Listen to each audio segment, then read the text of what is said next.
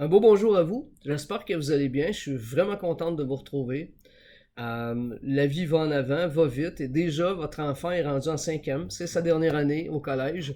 Et je suis vraiment contente de retrouver ces élèves-là parce que c'est des gens qui...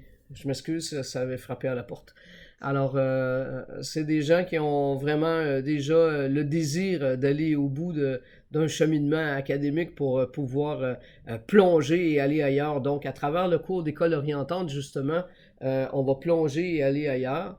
Votre enfant pourra voir l'opportunité, encore une fois, des différentes options qui s'offrent à lui après le secondaire. Euh, Faire sa mise au point pour voir qu'est-ce qui lui manque, où est-ce qu'il en est, qu'est-ce qu'il a besoin de savoir pour être encore bien orienté, reprendre un petit peu à travers son RIA sec, donc sa typologie professionnelle, comment ça peut l'aider à découvrir son API, ses aptitudes, ses traits de personnalité, ses intérêts, donc au fond, se connaître assez bien pour que son projet de formation soit pas juste un projet, mais que ce soit quelque chose qui prenne vie. Et on verra aussi comment faire une admission, comment s'organiser pour bien réaliser tout ça. On verra le régime pédagogique au cégep, donc la différenciation de passer du secondaire au cégep. Et bien sûr, on fera aussi le bilan des contraintes. Alors, les difficultés qu'on peut rencontrer, je vous en nomme un comme ça, simplement le contingentement.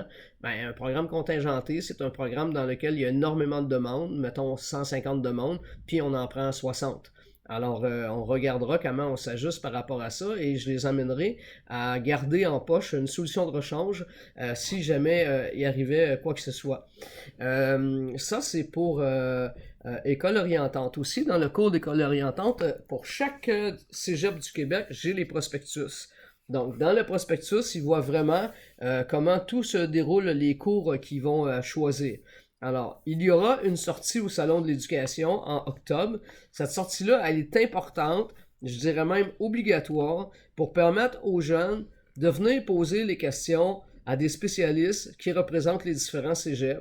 Et des fois aussi, il y a d'autres opportunités. Je pense à une élève là, que j'ai en tête qui a fait une découverte en allant là et présentement, ben, elle étudie à l'extérieur du pays parce qu'elle a trouvé un cours qui correspondait à ce qu'on n'avait pas ici au Québec. Alors voilà, alors il peut y avoir des opportunités comme ça. Il va aussi, cette année, y avoir un camp de 2 jours qui est un camp de ressourcement. Et la thématique du camp, c'est à quoi bon s'ignorer qu'on peut se parler. Donc, c'est vraiment pour compléter un parcours au secondaire social, de groupe, qui nous permet de dire, bon, ben, on a vécu 5 années, on regarde en avant, et puis, ben, on met dans notre mémoire des souvenirs qui sont précieux, importants, de ce qu'on a vécu, autant de beau, de moins beau, et puis on fait le bilan de tout ça ensemble pour solidifier davantage notre groupe. Et ensuite, dans le cours d'éthique et de culture religieuse, ben, on verra les grands maîtres spirituels de notre époque et des époques passées également. On verra la liberté d'expression, on pourra parler un peu de qu'est-ce que la liberté d'expression, jusqu'où on peut aller dans la liberté d'expression, est-ce qu'on peut tout se permettre, tout dire, et tout ça toujours à l'intérieur de faire attention à ne pas utiliser les pièges du dialogue, donc les fameux sophismes qu'on apprend depuis secondaire 1. On fera un voyage au cœur des religions et j'espère que dans cet éclairage-là, la COVID nous permettra d'en laisser un peu derrière pour qu'on puisse pouvoir avoir une sortie. J'aimerais bien qu'on puisse aller visiter un monastère ou quelque chose comme ça. Si tel était le cas, ce serait à Saint-Jean-de-Mata. Je vous en reparlerai si jamais ça arrivait.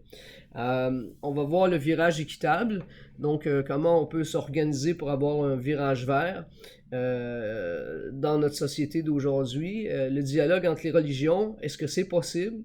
Est-ce qu'on peut vivre avec nos différences et être capable de respecter nos différences au niveau des différentes croyances et vivre de cette façon? Alors, c'est un autre dossier important qu'on verra. On verra la surpopulation. On verra aussi un dossier sur est-ce qu'on est des êtres de besoin et de désir? Oui. Est-ce qu'on peut vivre sans désir? On va poser la question à vos enfants. Et il y a un dossier qui est très important, c'est l'art sacré. Donc, il y aura tout un travail à partir de février à faire là-dessus, sur l'art sacré. Donc, on verra les différentes formes d'art dans les diverses religions.